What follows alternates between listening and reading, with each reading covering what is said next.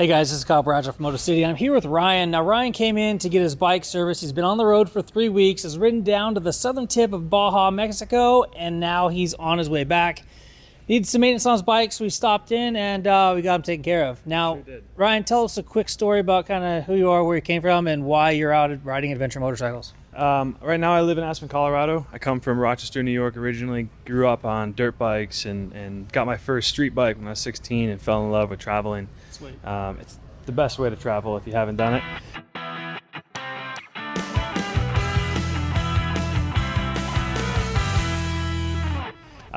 This year I just had some time and I always wanted to go on a long trip to Baja, so I did it. About 3.5 weeks ago I left Aspen and slowly made my way down to Baja, all the way down to the southern tip, just eating and meeting people and just loving my way through and just having a great time. So Ryan's here getting his bike serviced and I saw it sitting on the rack back there. I'm like, oh, super used adventure bike. I got to go check this guy out. So I walked out and we chatted for a bit about Baja and the experience that you have down there. And probably one of my biggest takeaways when I'm down there is you experience things differently down there than you do traveling anywhere else, or at least on a motorcycle you experience things differently than you do traveling any other mode of transportation. We talked about some of the amazing experiences that we've had down there where you roll into town, you meet somebody, then they start taking you out to their local places and whatever have you. So I walked away from the conversation and got to thinking about it. I'm like, dude, it's lunchtime. We should probably just go grab lunch at a local cool spot. All right, guys, we're here at Motor City today, and Ryan over there on the 950 currently rides a 790 Adventure R. All right, we just finished up lunch here at the Roan Runner, swapping some pretty awesome stories. Man, his trip has been phenomenal. We're going to interview with him a little bit later, but yeah, if you're ever here in the Anthem area, just one exit up the highway is the Road Runner Cafe in the little town of New River. Yeah, that was great, you know, and that really was one of the coolest parts of especially traveling to Mexico and Baja, but just traveling solo on a motorcycle, is you have more intimate experiences. You know, people come up to you and they want to know where you've been, where you're going, and you don't always get that as a group, for sure. And some people just in the States don't always, maybe they don't feel comfortable, I don't know. Down in Baja, the people are so warm and welcoming, and they want to hear your story, but they also want to share theirs. They're just warm and genuine. You know, some people would invite you into their homes, you know, give you a place to sleep if you needed it. They're just genuinely kind people, and that was by far the coolest part of this whole trip. You know, and there's so many great things about it that just to pick one, but you know, the social interactions was unmatched.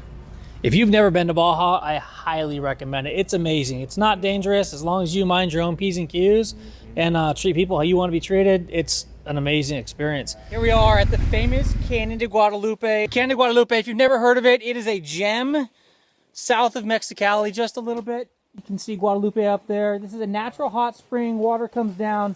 The natural mineral water makes all of this flora and fauna possible, and it makes the perfect resting places for our GSs on this beautiful night. Peace. Now, tell us a little bit about your adventure bike riding history. This isn't your first adventure bike, and then this is actually a new one to you, right? This is. So I picked this up last July, and we just turned over 8,000 miles together. Actually, 5,000 on this trip alone. Sick.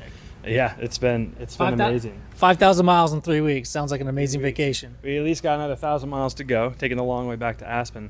My first street bike was a KLR 650. You know, the mule, the workhorse. It was an amazing bike, unkillable. I killed it, but you know, sometimes nature does that. We're all good though, and I traded up for a V-Strom 650. Sweet. Which is another amazing bike, and then a little bit after that traded up to the V-Strom 1000. I loved it, and then when I moved to Colorado, I saw an opportunity to do some real exploring on-road, off-road. You know, there's so much diversity that I went looking for a new bike, and I found this, and so far it's just been incredible. You know, it's comfortable on the road, it's fast if you want it to be, and then you take it off-road and it doesn't even blink. And that really epitomizes adventure riding. Pretty soft over here on the side. Oh shit! Come on, guys, come on! Keep it going! Keep it going! Keep it going! Ooh, got a little rough right there for a second. You know, point it where you want to go. And if you see something and it catches your eye, you're like, I was going this way, but screw it, let's go that way. You know, and this bike has been phenomenal for it. Love it. And that was my biggest thing from prior. Like I had a Goldwing, I've had cruisers, I've had sport bikes, and you're on a big trip and you're going somewhere and you see this road that goes off in the distance. You're like, man, I wish I knew where that went to. I wish I had the opportunity or the right vehicle to be able to travel up to that spot. And I mean, some of these mountains, dude, if you can just get up to that peak and look over that valley on the other side, that's just enough. That amazing view that you don't get from the road. And I experienced that in Moab this last year. It's like we did the whole White Rim Trail, right? Which is a dirt road all the way on the top of the ledge that overlooks Canyonlands National Park. Yeah, 100 miles of just amazing riding. Dude, it was absolutely epic. And I got off that and we got back on the street and I'm like, dude, most people that come here only ride to the street or they ride down there in the canyon.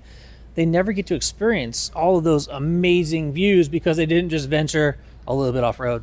Exactly. And, you know, and most bikes can handle a lot of those roads, but, you know, there are some roads where, the Goldwing for sure, wouldn't be doing it. And even my V-Strom, which was an incredibly capable machine, loved it.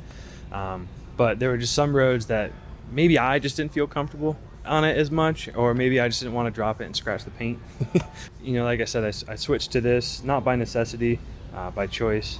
And it really opened up a whole lot of new avenues, especially for a big guy like me. Having big, tall, great suspension obviously helps. But I had magical experiences in Utah, and the first time I went through on my V-Strom again, I saw a couple roads and I was like, wow, that looks really cool. I want to know where it goes. And again, the bike probably could have handled it just fine, but it didn't inspire as much confidence. It takes a lot more work. True. Yeah, true.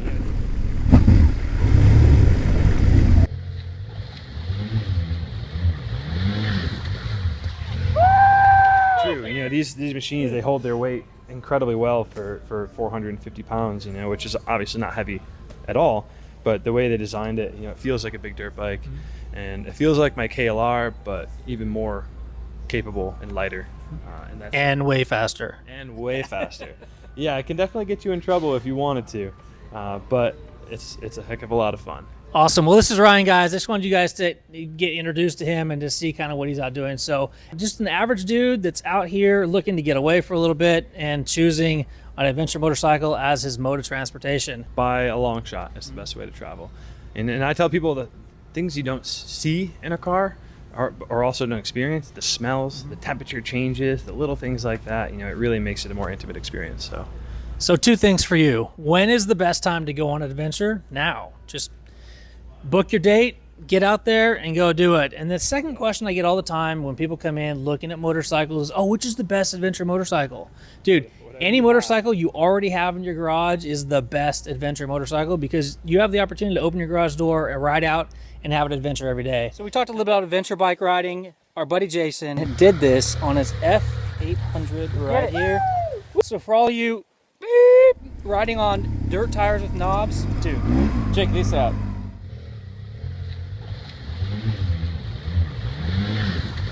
Now there's lots of great machines here. That new V-Strom. Well, here it is. The brand new V-Strom 1050 XT is phenomenal. I think that thing's gonna steal some business from BMW. The electronics on it are so great. I wouldn't doubt it. The V-Strom, like I said, I had one before, the last generation. It was already an incredible machine. Sometimes I miss it. And this new one is just, it's a beautiful machine. It's super capable, and you're absolutely right. It's probably gonna steal a little business, but that's okay. That's what it's all about, right? Innovation and moving forward. There it is. Anyway, if you're thinking about getting out and going on an adventure, we challenge you to make it happen. I'm Kyle, this is Ryan, and this here is Moto City. Thank you guys for tuning in. Until next time, take care and ride safe out there. Thanks again, brother. My pleasure. I'll be back.